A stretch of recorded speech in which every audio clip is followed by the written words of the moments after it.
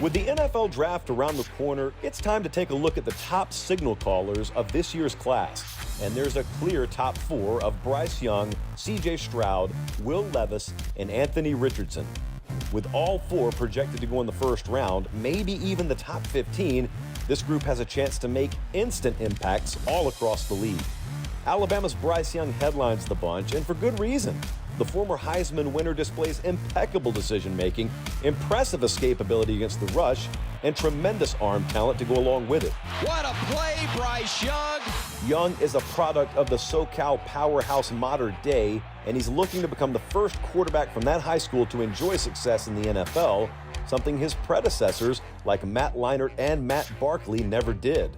Fresh off his performance in the Peach Bowl, Ohio State's CJ Stroud may challenge Young as the quarterback whose name is called first. Saving arguably his best collegiate performance for last, Stroud showed he can beat you with his arms and with his legs against a Georgia defense filled with NFL talent. The former Buckeye put up video game numbers in college and has all the makings to compete for a starting job on whichever team takes him. I think CJ can play from day one. From the near sure things to the wild cards of the class, Kentucky's Will Levis and Florida's Anthony Richardson. Both possess all the physical tools to excel at the next level. Size that can carry defenders, athleticism to jump over you, and arms that can make every throw on the football field. Richardson throws right side, got Pearsall, touchdown Gators! But neither gunslinger put up impressive numbers in college, and both struggled at times against top competition. So drafting either will be based purely on upside, something that has worked out well for teams in previous years. The 2023 NFL Draft will take place in the heart of America, a city home to the game's final boss. So will this year's class produce the next Patrick Mahomes, or potentially a set of busts? Time will tell, but it's never too early to ask the questions. Thank you very much, Josh Pate. Here's Rick Spielman's top 10 quarterback prospects over the past 6 draft classes. Now you see some current participants there. Bryce Young and CJ Stroud at 4 and 5. Will Levis sitting at 8. Trevor Lawrence atop of the list, along with Joe Burrow and Justin Herbert. And Patrick Mahomes going back to the Super Bowl. You can see him there at number 10.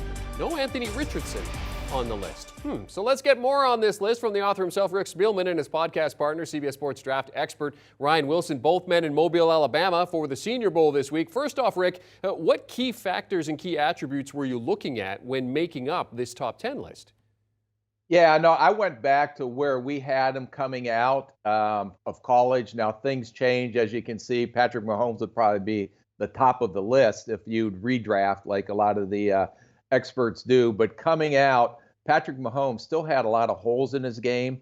There was no question about the arm talent, but he was a little bit of a gunslinger and questioned in that air raid offense whether he would fit into an NFL scheme. And I thought Andy Reid, Kansas City Chiefs, did a phenomenal job adjusting their schemes to make him who he is today. So, but this is how I had him. If we were drafting and all these guys were coming out the same year, this is how I came up and compiled this list. Yeah, I think what's noteworthy, Rick, is that you have Bryce ahead of Tua and you have CJ ahead of Justin Fields. Both former Alabama, Ohio State quarterbacks both went in the first round in their respective draft classes. And I think that's interesting to see how this plays out. And I'll give you credit. I mean, Trevor Lawrence, everyone was on Trevor Lawrence, but Joe Burrow had that bounce back out of nowhere year when he transferred from Ohio State to LSU, and he has continued to get better and better each and every year, which I think goes to a larger point, and perhaps one that connects with the one you were making about Patrick Mahomes, is that these kids aren't finished products when they leave college. Even though Joe Burrow was a little older, he had a lot of growth and development to do. A lot of the issues with him were physical, certainly not mental, and the issues with Patrick Mahomes weren't physical. It was, could his style of play fit into an NFL offense? And the answers to both of those questions are resounding yes. And I think that's part of the calculus that you have to figure out, Jeremy, as you're trying to figure out who these quarterbacks are as we go through this pre-draft process. Well, in hindsight, it's always 20/20, right? Interesting, the list has Will Levis ahead of the likes of Josh Allen and Patrick Mahomes, given what we know about them now. But as you said, if they were all in the same class based on where they were when they came out, that's how the list would look. Obviously disappointing, though, Rick, that Will Levis is not at the Senior Bowl. What are your thoughts on him not being there, and do you have enough tape on him to make an accurate assessment at this point? Boy, I just want to be very careful here. because as a general manager, I want to see these guys go out and compete anytime they get an opportunity to go out and compete. There's no question about his arm strength, about his athleticism. A lot of similarities to me that what you saw on Josh Allen, although I thought he was a little bit, especially in 2021 tape, a little bit more accurate as a passer. The biggest issue was can he cut down the turnovers? So to me, if you're a competitor and you're trying to vie and say, hey, look at me, I should be the number one quarterback taken in this draft. Well, you opted out of the bowl game. You opted out of the Senior Bowl here. It'd be interesting, but I would probably bet $1 that he doesn't do anything at the combine, and hopefully I'm wrong, and he'll wait till his pro day to show everybody. But when you have an opportunity to go out and compete and you're not legitimately the first overall pick or the number one quarterback coming off the ball, why wouldn't you go out there and try to prove everybody that, hey, I am better than C.J. Stroud, I am better than Bryce Young at Alabama, and I'm going to show you by going out and competing at all these pre-draft events.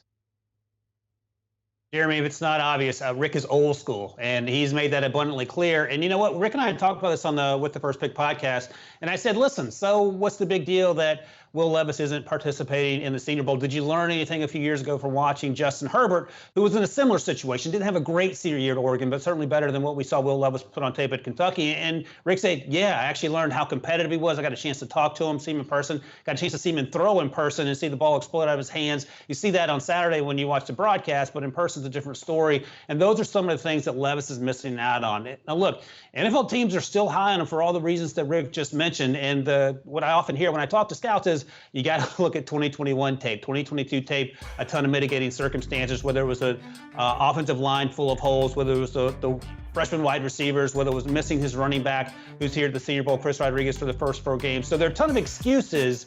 And by all accounts, Levis is a great young man, but at some point you want to see that production. And as Rick is pointing out here, you can show that production by being here in person and doing the things that the quarterbacks that came before you had to prove on their way to being first-round picks. Well, and when you're talking about millions of dollars in terms of just sliding 1 or 2 picks down the draft, if it doesn't work out for him at the Senior Bowl or something else, you could be talking about giving up millions of dollars sitting on the table. Ryan, you have Levis going to the Raiders in your latest mock draft. Do you have him going there with the thought that he would be QB1 at that point? Yeah. So, you caught me off guard there because they don't have a quarterback outside of Jeremy Stidham, right? Derek Carr's on his way out. And Rick will tell you, like, he thinks that perhaps the Raiders might go veteran quarterback route, but just for the purposes of our conversation here, I had him drafting Will Levis, who went off the board as my 3rd quarterback in the mock draft, although I have him actually behind Anthony Richardson as we sit here in the draft process for many of the reasons we've talked about. There's so much uncertainty. But yeah, he would have to be QB1 in Las Vegas because they're out of options. I don't think they would roll Jarrett Stidham for an entire season and have a quarterback wait in the wings, a young quarterback they may draft. And you know, the other thing that we have to keep in mind, Jeremy, is that the Bears almost certainly will not pick first overall. So there's going to be some moving and shaking in the top 10 picks of teams looking to move up. And you know, Rick knows this better than anyone. If you fall in love with a player, sometimes you're willing to overpay, especially at the quarterback position, to go and get them. So even though I have Will Levis going 7 here, it may be a situation that these teams are trying to race to get these quarterbacks, and all 3 quarterbacks go in the top 5 picks by the time we're all said and done. And I could see him going at number 7, but I truly believe that knowing Josh McDaniels, knowing where that roster is right now out in Vegas, that they're going to go veteran quarterback, and a veteran quarterback who has been in that system. But I could still see him potentially going at 7 by someone trading up from, below Carolina. Maybe even Carolina moves up if they fall in love with him. I could see him going where Ryan has him going, but I don't think it's going to be the Raiders picking at number 7. Texas Tech edge rusher Tyree Wilson is attending the Senior Bowl. That's good news for you, Rick. What are you hoping to see from him? Yeah, no, I really love this kid. He's a top competitor. I hope he's here. There were some questions whether he was here or not. We'll find out. We're going out to practice right after this. But he's got unique length. He has unique athleticism. He is strong. He knows how to rush the passer. He has excellent burst for a 6'6", 6'7" kid and almost 270, 75 pounds. And this kid has just evolved and gotten better every year. So to me, this is going to be my top pass rusher as of today coming out in this draft. Yeah, Rick has been on Tyree Wilson for quite a while. I watched him early in the fall and liked him. I didn't love him. I went back and rewatched him at Rick's insistence, and he's a fantastic football player. And he is going to be the best edge rusher in Mobile. We'll see whether he practices. A lot of times what happens, Jeremy, when these young men figure out they're going to be top 10 picks, top 5 picks, there's no need necessarily for them to work out. I suppose that Will Levis's agents would like to have a conversation with us after that.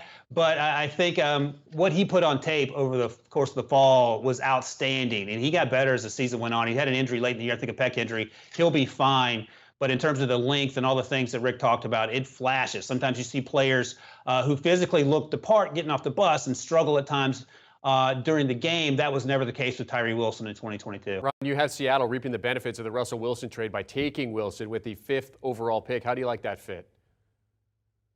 I love it. And one of the big issues now, we could have a quarterback conversation. I think they're going to re-sign Geno Smith, who had a great year. We all agree. But I think he's 32, and is he going to be there for another 4 or 5 years? We don't know. But if they decide to fix the defense, which desperately needs fixing, especially up front, Tyree Wilson is a home run. You put him in day one and let him get after it. And we know the success they had on the back end, drafting Tyree Wilson last year on day 3, had 6 interceptions to end the season. But they need to get better up front. And I think Tyree Wilson goes a long way in helping that. And they have another first-round pick, and they can circle back and get another defensive player if they want, perhaps get help along the offensive line, maybe package those picks. We know that John Schneider likes to trade around. But right here, 5, Tyree Wilson feels like the easiest pick you can make if you're not looking for a quarterback. A lot of Wilson there. Tyree Wilson being discussed by Ryan Wilson as part of the Russell Wilson trade for Seattle. All right, this is for both of you here. Which player are you most excited to see this week? Ryan, you start with this one. I'll go with Andre Carter II out of Army. He is long, and we talked about Tyree Wilson. He's that sort of length, but not that sort of girth. He's not quite that big. He needs to add weight. He can take on tight ends all day long. They line him up out wide in 2-point stance consistently. He will struggle the further he gets inside trying to go up against offensive tackles and interior offensive linemen. He can drop into coverage, has some athleticism there, but his best football is going to be ahead of him. And what we need to see here is what he looks like in person, and as Rick will tell you, can he gain weight on that frame, and that will determine ultimately what his NFL future looks like. Right now, I think he's a day 2 guy, and if he has a big week here, he could certainly sneak his way back into the back end of the day 1 conversation. Yeah, I'm going to go. Ryan's picking all the obvious guys and all the names that everybody knows and has heard about. I'm really excited to see some of these day 3 guys because you can get great value in guys that can end up being underdrafted and end up being very good players. And the one guy that I really want to look at as the corner from Iowa is Riley Moss. He was a tremendous track athlete coming out. He looks a little stiff when you break him down on tape, but he has excellent instincts and awareness. Very good tackler for a corner. I just want to see, he's excellent in zone coverage, but I want to see how he plays man coverage down here against these receivers. So this kid is under the radar. He's got length. He has all the athleticism you're looking for the corner position, especially if you play a zone coverage type defense. The biggest question on him is, can he match up, and is he quick twitched enough athletically to mirror receiver and man coverage? And that will be answered this week down here at the Senior Bowl. Former General Manager Rick Spielman, CBS Sports draft expert Ryan Wilson at the Senior Bowl in Mobile, Alabama this week. I know you guys aren't in the same room. You're a couple rooms apart, but Ryan, can you hear Rick snoring a couple rooms down the hall? No comment. What about the T-shirt? Well, show us the T-shirt. Oh, yeah, look at this, Rick. Look what I got. Oh. Yeah, I didn't get one yet, but hopefully if I keep working hard enough, I'll be able to get a T-shirt out of this. The With the First Pick merch is already out, and Ryan is sporting it. Thank you very much, gentlemen. Have fun in Mobile. They're going down to practice for the Senior Bowl today, and of course, you can hear all of their thoughts on their new podcast, Rick Spielman and Ryan Wilson, With the First Pick. You can download and follow wherever you get your podcast audio.